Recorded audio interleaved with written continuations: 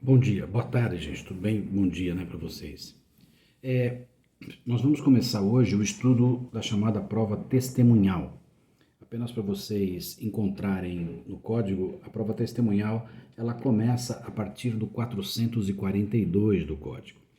Vocês percebam que eu pulei um pouco da prova documental, porque a prova documental ela é extensa, mas é extremamente técnica. É, a leitura da prova testemunhal, ao final desse semestre, a gente fará um apostilamento da prova documental, porque ela é mais tranquila, é basicamente uma leitura. Falaremos apenas da arguição de falsidade e da exibição de documento. Então eu pulei justamente para pegar a sequência das provas orais. Nós começamos na aula passada o depoimento pessoal e agora a gente vai tratar da outra prova oral, que é a prova testemunhal. A testemunha, na verdade, é um terceiro que é capaz de informar o juízo da causa acerca de algum fato relevante, de algum fato que interesse ao juiz para conseguir julgar justa e adequadamente o mérito da ação.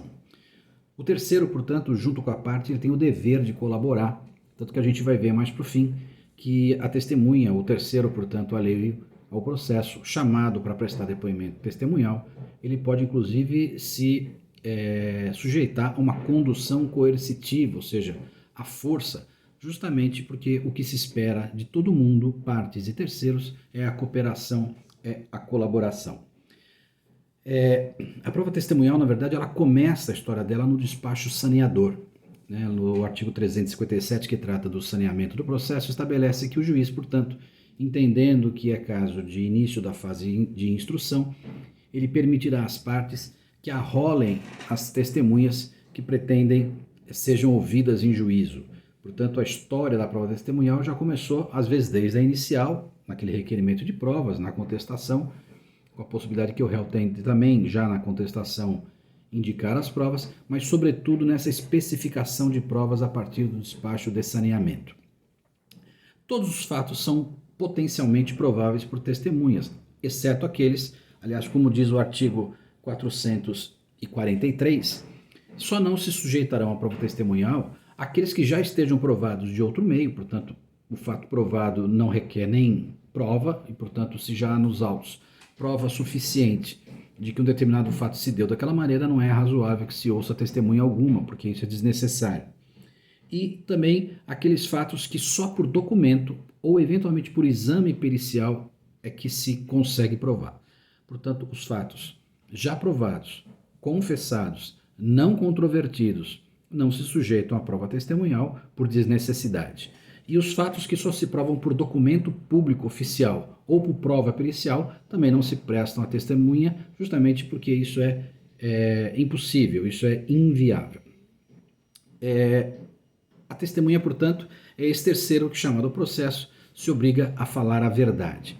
Algumas considerações iniciais, ainda no capítulo e na parte geral dessa prova testemunhal, que se dá a partir do artigo 342, do 443 que nós falamos, um fato importante é que nem todas as pessoas podem servir como testemunha.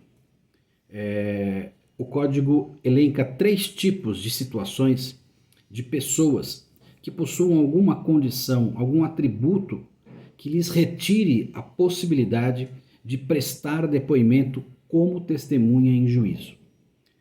São as 3 figuras descritas a partir do artigo 447.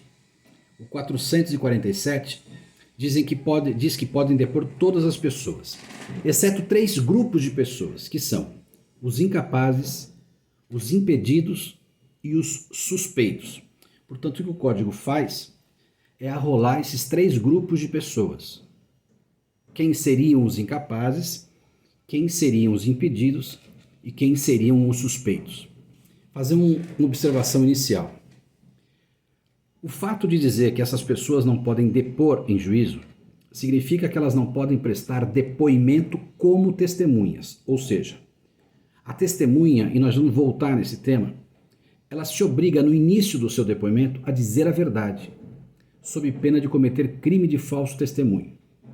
Quando a gente diz que essas pessoas não podem prestar depoimento como testemunha, prestando o compromisso de dizer a verdade, elas não podem. Mas nada impede que elas prestem depoimento como convidados do juízo. Portanto, pessoas que não prestarão compromisso de dizer a verdade, mas se submeterão a um interrogatório. Eu volto em seguida com esse tema.